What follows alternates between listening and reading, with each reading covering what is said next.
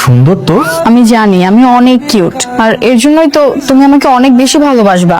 ভাবি আপনি সব কি বলতেছেন? আমি কেন আপনাকে ভালোবাসবো? ভাবি? ভাবি মানে কি? আমি তোমার কোন জন্মের ভাবি লাগে? বাসার ঘরে এসে বউকে ভাবি বলা হচ্ছে? এক ঘুষি দিয়ে না নাকটা ফাটিয়ে ফেলবো একদম। হাই হাই রে, এখানে কি হইতেছে এগুলা? এই তুই এই জায়গায় কি করতেছস? দেখো এখানে কি চলতেছে। তোমাদের ছোট ছেলে আমার বাসার ঘরে কাইনা নিতেছে। তুই আমার বাসার ঘরে কি করতেছস? কি এই গাধা বাচ্চা, এই বাসার ঘরে বেবে চিৎকার করে একদম তোর তো। তুই কেমন আসছিস? মানে আসছিস ভালো কথা, এই ঘরে কি করিস তুই? আমি আইসা দেখি হারামিটা আমার বাসার ঘরে বিছানার উপরে। মানে কি? তুমি আমার বউ আর আমার ছোট ভাই, তুমি ওর সাথে বাসর। আমি কি জানি যে তোমার একটা জমজ ভাই আছে? সারপ্রাইজ। এই দুটো আমার জমজ ছেলে, তোর আসতে তো দেরি হলো কেন? মা ফ্লাইট ডিলে ছিল, আমি কি করব বলো? তুই আমার বাসা ঘরে ঢুকছিস, আমাকে জিজ্ঞেস করছিস?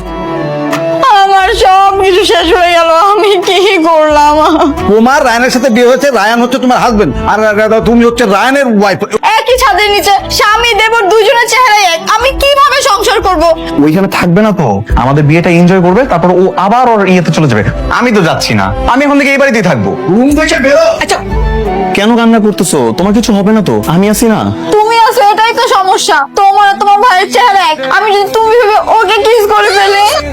তোমাকে আমি বেড়ে দিচ্ছি, কোনটা খাবে? মাছ দিব নাকি মাংস? যেটা পছন্দ। কি ব্যাপার, তুমি ওকে সব বেড়ে দিচ্ছ, আমাকে বেড়ে দিবা না? আমি তোমার ভাবি, আমাকে আপনি করে বলবে, আমাকে তুমি করে বলবে শুধু তোমার ভাই। তুমি এগুলো কি বলতেছো? ও ইমরান, আমি রায়ান, আমি তোমার স্বামী। আল্লাহ, সরি আমার না আসলে ভুল হয়ে গেছে, আমি ভুলে ফেলছি কোনটা স্বামী কোনটা দেব। কয়দিন পরে আমাদের মতো হয়ে যাবে। তোমাদের মতো যদি ওর দু একবার ভুল হয়ে যায় না, তাহলে তো আমার। তুমি তোমার স্বামীকে চিনতে পারবে না? হ্যাঁ হ্যাঁ পারবো মা। সাবধানে থাইগো। সাবধানে যেও। সাদা শার্ট কালো প্যান্ট, এখন তো সময় মজা নেওয়ার। তুমি অফিস গেলে না? না, নতুন বউটাকে রেখে অফিসে যেতে ইচ্ছা করতেছে না। ভাবলাম আরেকটা দিন অফিস কামাই করি, তোমাকে নিয়ে ঘুরে বেড়াই, ভালো হবে না? খুব ভালো করেছো, আমার মনটা ভীষণ খারাপ লাগতেছিল তুমি চলে যাওয়ার পর থেকে। এই যে দেখো, আমি চলে আসছি, এখন আর একদম মন খারাপ হবে না। তোমাকে নিয়ে রিক্সা দিয়ে ঘুরে বেড়াবো, ভালো হবে না? তুমি সত্যি বলতেছো? আচ্ছা এখানে 2 মিনিট দাঁড়াও, আমি জাস্ট শাড়িটা চেঞ্জ করে আসি। হ্যাঁ যাও, আমি অপেক্ষা করছি। এমন করতেছো কেন তুমি? আচ্ছা শোনো না, এখন থেকে রোজ অফিসে যাওয়ার আগে বা পরে আমাকে এরকম ঘুরতে নিয়ে বের হবা। অবশ্যই, আমার যে কি শান্তি লাগতেছে। কেন? কেন আবার? নতুন বউ নিয়ে রিক্সায় চড়ে ঘুরতে বেরিয়েছি, ভালো লাগবে না? আমার অনেক ভালো লাগতেছে, আমাদের দুইজনকে একসাথে অনেক সুন্দর মানাইছে না নতুন বউ আমার?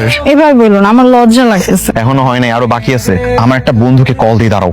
এই শালা বলতে আমি নাকি জীবনে কখনো কোনো সুন্দরী বই পাবো না। আমার বউটার একটু দেখাই। কিরে দেখতেছোস? এই দেখ। ভাইয়া আসসালামু আলাইকুম, আপনি আমাদের বিয়েতে আসলেন না যে?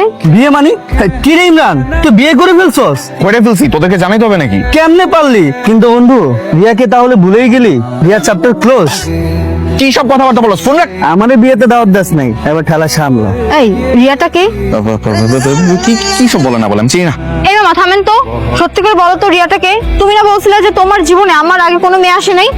আসে নাই তো, আমার লাইফে তো তোমার আগে কোনো মেয়ে আসে নাই, তুমিই প্রথম। তাহলে রিয়াটা কোত্থেকে আসলো? আরে বুঝো না, জেলাসি। বন্ধু বান্ধবকে যে দাওয়াত দেই নাই, ওই জেলাসি ঠেলাই সব উল্টাপাল্টা কথা বলতেছে, আর কিছুই না, তুমিই প্রথম। সত্যি বলতেছো তো? হ্যাঁ একদম সত্যি।